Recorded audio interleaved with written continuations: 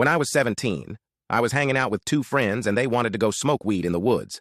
I didn't feel like it, so I drove them and waited in the car. After a while, I started getting bored and decided to go find my friends. The trail split into 4 different paths, so I chose the largest one, figuring it was the best bet. After walking for a few minutes through the pitch-black forest, this was before phone flashlights were a thing, I spotted a small dip in the trail.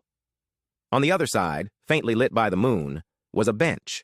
I could just make out 2 silhouettes, one sitting on the bench and the other standing in front of him. Assuming it was my friends, I called out and began walking toward them. If you've ever been in the woods at night, you know how unnerving the atmosphere can be, so I was already a little on edge. As soon as I yelled, both figures turned toward me. Without a word or any sound, the one sitting suddenly launched into a full-speed sprint directly at me, completely silent. I immediately bolted in the opposite direction, stumbling over roots and branches in the dark. My heart was pounding and I couldn't see a thing.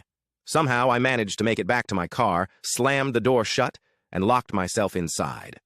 I sat there, still trying to catch my breath, but I was terrified for my friends.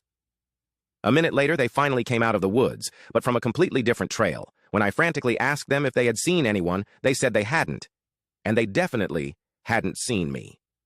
Even now, the image of that silent figure charging at me still sends a chill down my spine.